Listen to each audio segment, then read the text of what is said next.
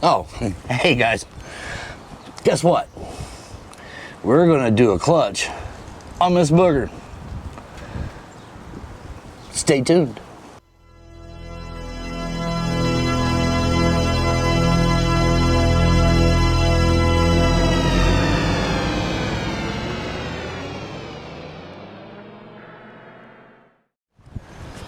All right, guys, what we got to do here is we need to get inside this primary. So we're gonna have to take off the passenger floor peg or floorboard, whichever one you have. We're gonna have to take the linkage off. We're gonna have to take the rider floorboard off. Let's get to work.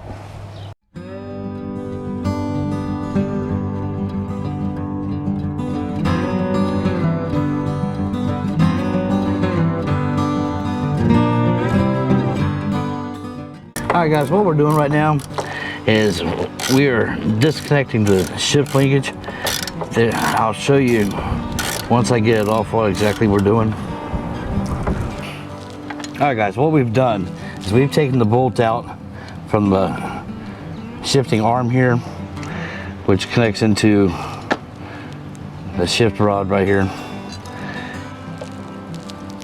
I've done a video on this before, so you can go back and take a look at how this exactly goes together. But we're going to pull this out and get it out of our way. Now onto the floorboard.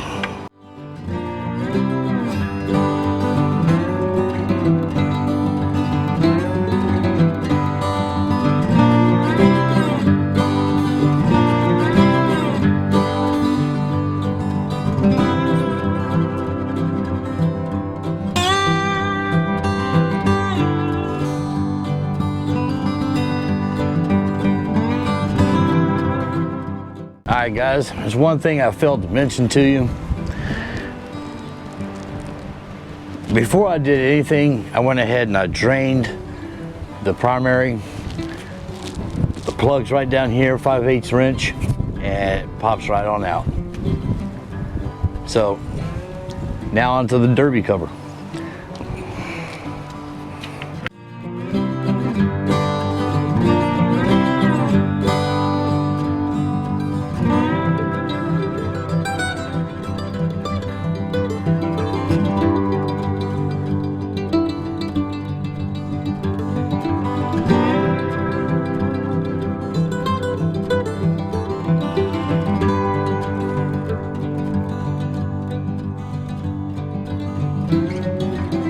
Now I always like to leave the top one in. That way the derby cover is not going to go anywhere. Alright, now onto the actual primary housing.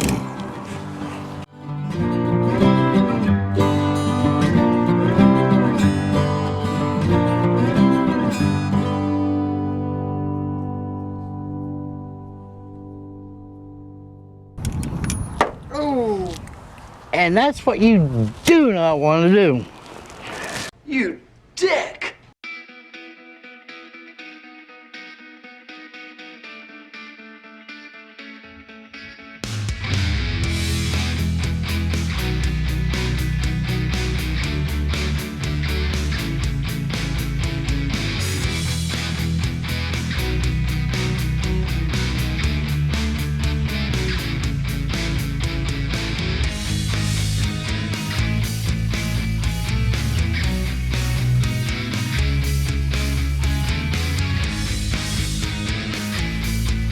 Alright guys, we're going to start disassembling the clutch.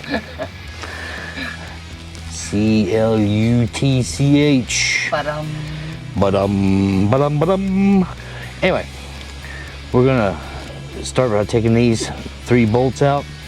If you notice that they're spring loaded behind, so we are going to take our time and go around and loosen this so we don't warp this plate.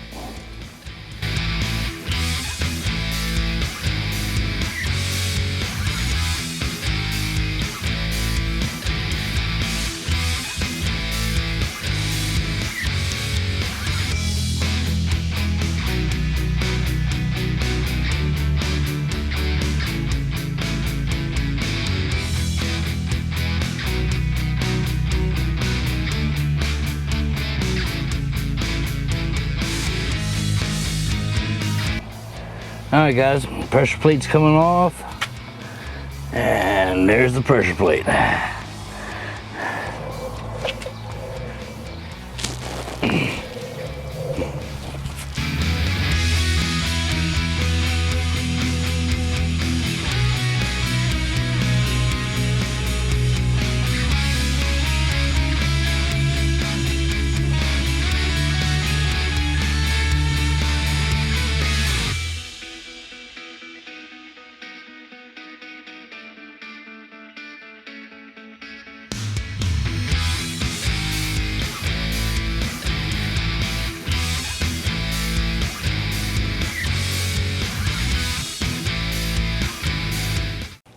Hey guys, sorry it's taking so long, but we do have a news flash for you. Barnett Clutches sent us the wrong clutch. For some reason, their catalog is incorrect. The ultra limited low CVO and a couple of others actually have a new clutch system in it, and it's called the assist and slip, or slip and assist, one of the two. It's supposed to be a performance clutch. So if you have an ultra limited low, a CVO, or a couple others, I can't remember exactly, I apologize, but I will put the correct part number down below along with the standard part number. Make sure you read the description below because the part numbers will be there. We finally got the clutch in, so let's put Miss Booger back together. Alright guys, this clutch is totally different. This is your actual pressure plate with your throwout bearing right here.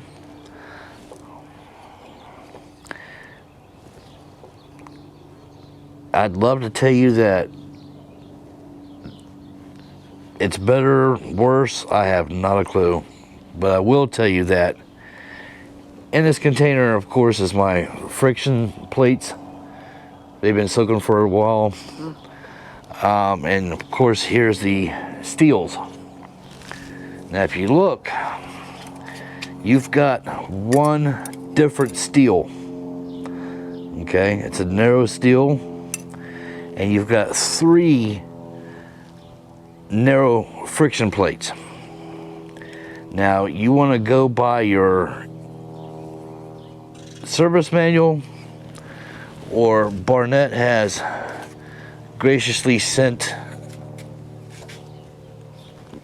kind of an instruction page on where they go. I'll pop that up right now. Just make sure you put them in the right order, because if you don't, well, things are not going to go well. All right, guys, inside here we got a seat and spring. Your first friction disc is going to go around that seat and spring. Then your steel is going to go on top of that seat and spring. And what that spring does is it keeps pressure on that first seal and gives the first friction disc a little bit of room. Your first friction disc is going to go in, and it's actually going to go around that seat and spring. And yep, it does.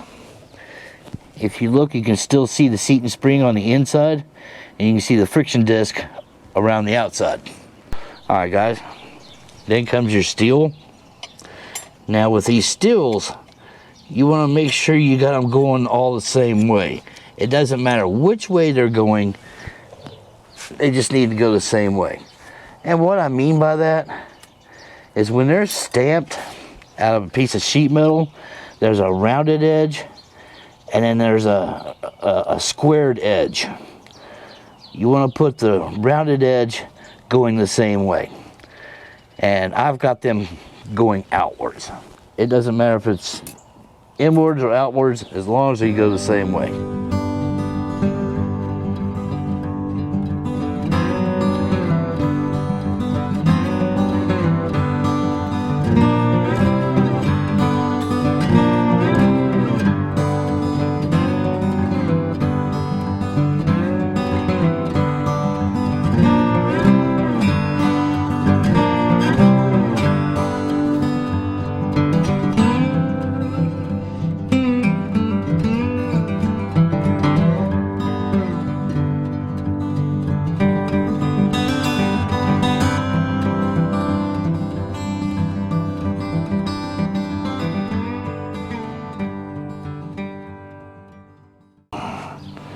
Now we put it in there and we turn it a little bit. It gives you a little bit of adjustment there, but you turn it and you feel it fall right into that clutch pack. And what you're actually doing is you're engaging that steel right there. So when it falls into that steel, the teeth fall into the steel there, bada boom, bada bing. It's right there, it's not going anywhere.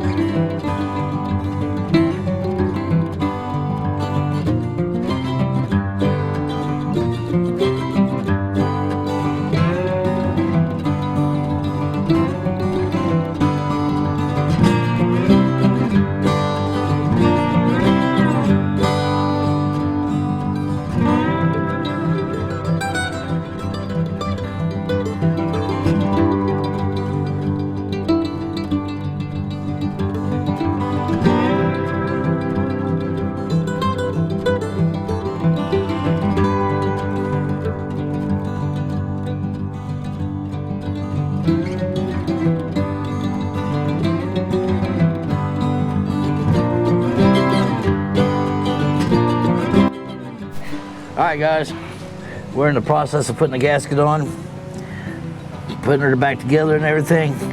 You want to make sure your gasket surface is nice and clean.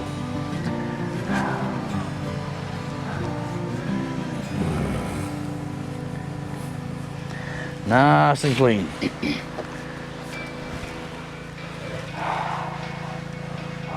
Make sure not to fold your gasket. Make sure it fits. Nice and snug there.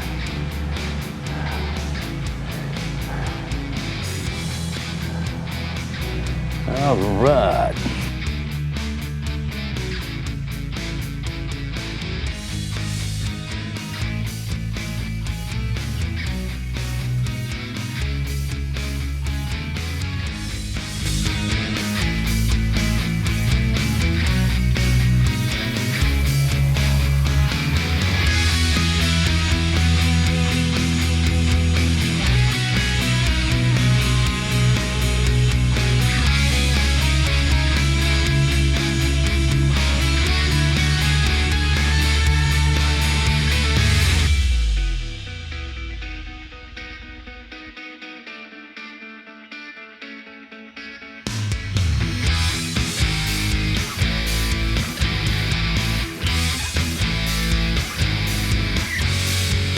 Alright guys, we're going to be using red line primary fluid.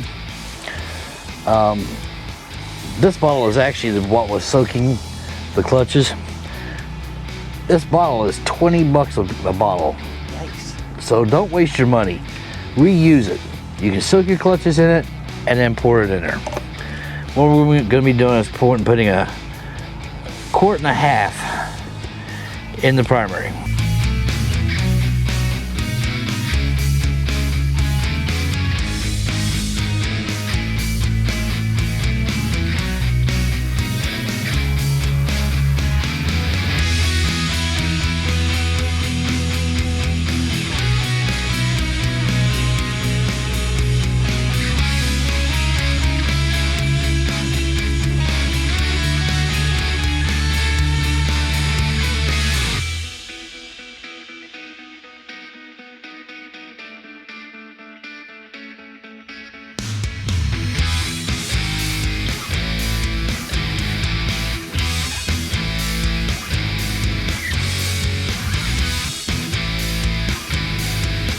Alright guys, got the clutch in, and oh my god, you talking about love and life. That clutch that was in here, 34,000 miles on the original clutch. I'm gonna be honest with you, took it out, started to get on not the main road but the little road to it, and got out of the gravel, and yeah, I rolled on it in first gear, and man, that rear tire let loose. I mean, she was a spinning. grabbed second gear, and boy, I tell you what, she took off. I gotta hand it to Barnett Clutches. As long as you get the right clutch. Remember, if you got a CVO or if you've got a low,